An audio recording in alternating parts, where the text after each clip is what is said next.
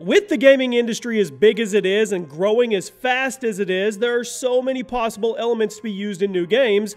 It's no surprise that there have been plenty of lawsuits surrounding the industry, but some of these lawsuits are so random and so dumb that it's hard to believe that the people suing these developers actually thought it was a good idea. Now, don't get me wrong, there are a lot of developers out there that have been sued, and rightfully so, but today, we're going to look at the other side. What's up, guys? Jimmy here. Welcome to Chaos Top 10s, and today we're going to be taking a look at and counting down 10 game companies that got sued for the dumbest reasons.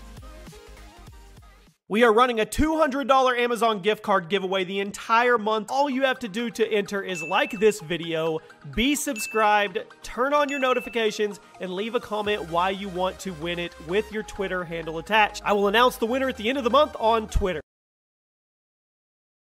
One thing that is never dumb is entering a free giveaway as many times as you guys can. Good luck. Make sure you're subscribed with your notifications on. And now, let's get started. Let's go over some game companies that they just didn't deserve what they got.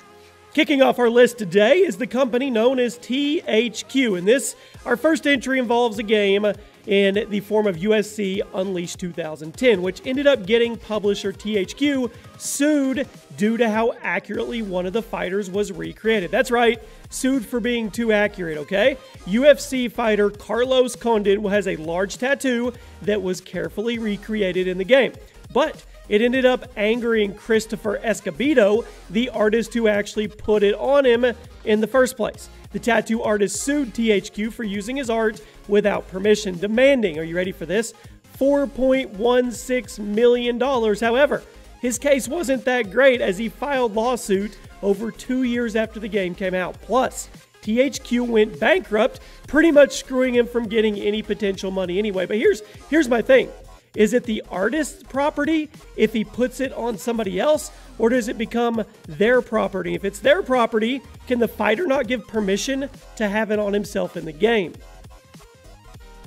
All right, with a series as controversial as Grand Theft Auto, you probably expected to see Rockstar on this list, and here they are at number 9. They probably have like a piggy bank just for stuff like this set aside. This one may not be for the reason you're thinking. Michael Shag Washington, one of the backup singers for the music group Cypress Hill, sued Rockstar in 2010 for $250 million, claiming that the main character in GTA San Andreas was based on him and that his likeness was used without permission. What he means to say is he didn't get paid. The character in question was CJ, the main character in GTA San Andreas, and after 2 years, the court sided in favor of Rockstar, claiming that there was no definitive proof that CJ was based off of Washington, as there's no copy tattoos, no birthmarks, or personality traits. So he wasted 2 years of his life and probably some good money in there as well. Another huge development company that probably is no stranger to lawsuits at number 8, Activision. Back when Guitar Hero was first starting to take off, they released a game called Guitar Hero Encore Rock of the 80s, which featured all the 80s classic rock and pop tracks. One of the songs that was used in that was What I Like About You by the Romantics. Now, before Guitar Hero 3, all of the songs in Guitar Hero were covered and re-recorded by musicians at Activision to create the feeling that the player is contributing to the song as opposed to just playing along with the original track.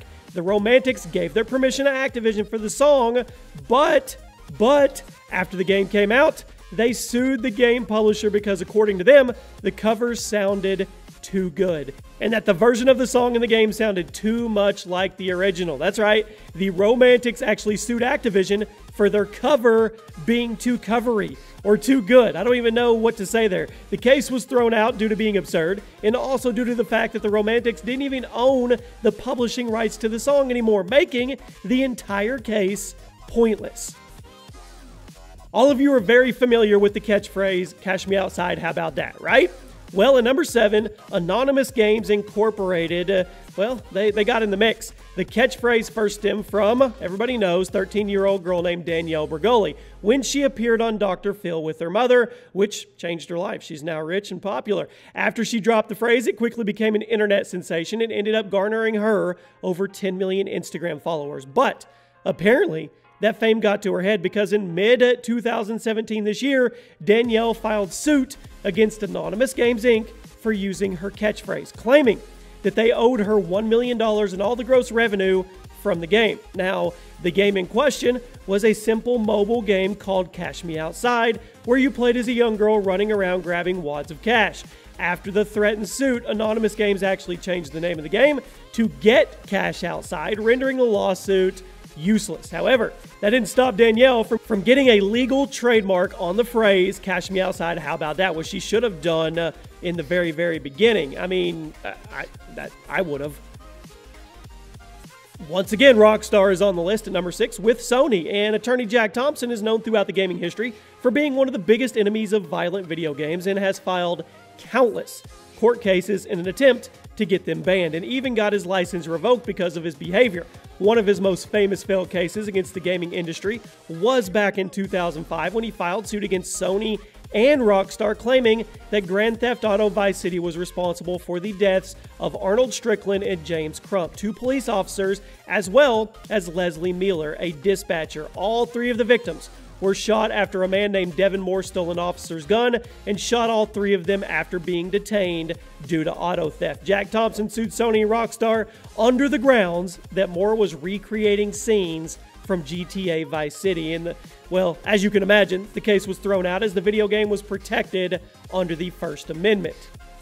Cracking into the top 5, yes, Activision once again, another lawsuit involving Guitar Hero. This one is coming from the rock singer Courtney Love, who was married to the late Kurt Cobain, lead singer of Nirvana. In Guitar Hero, Kurt Cobain appears as a playable character, it's a Guitar Hero tradition to have rock icons play in the virtual band. However, Courtney Love sued Activision over the portrayal of Kurt Cobain in Guitar Hero 5, claiming that it was insulting for the music icon to be playing and singing music that didn't fit him, and even calling it a breach of the contract. Now, Courtney Love and Kurt Cobain's estate sued Activision, stating that Kurt Cobain was only supposed to appear as a playable character for specific Nirvana songs. However, the case was quickly thrown out after it was revealed that the contract signed by Courtney Love clearly stated that Kurt Cobain would be a fully playable character for all music in the game. Activision covered their butt in the fine print.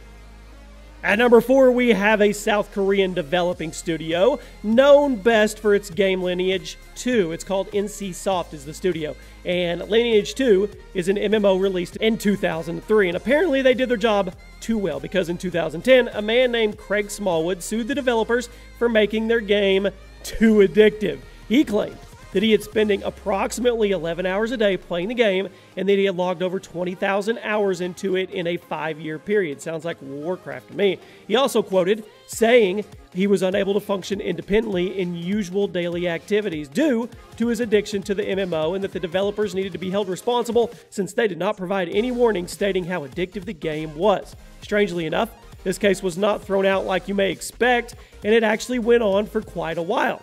Little information was made public beyond that, so I can assume that there was a settlement out of court and it was done quietly. But come on, you're responsible for your life, not the video game.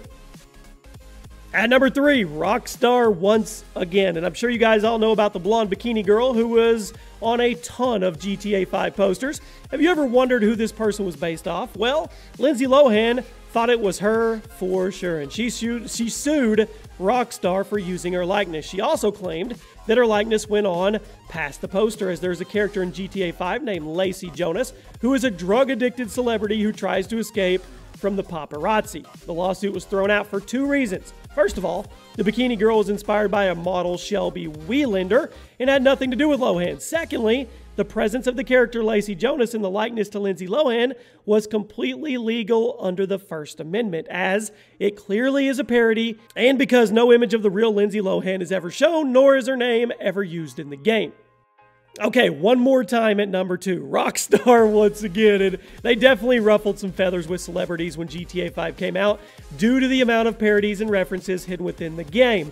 In GTA 5, there's a mission where you meet a woman named Antonia Bottini, who is the wife to a mob boss and whose father becomes an informant. A real-life mob wife sued Rockstar for $40 million, claiming that the story was hers. The real-life woman is known as Karen Gravano, and she is the daughter of a mobster named Salvatore, who became an informant to bring down John Gotti, another huge mobster. And this is also a reference in GTA 5 to a TV show called Wise Bitches, which is a clear parody of the show Mob Wives, also of which Karen Gravini has appeared on, further helping her claim that Rockstar stole her life story. The lawsuit was thrown out due to the fact that life stories are not protected by law, and the use of it in GTA 5 is once again clearly a parody.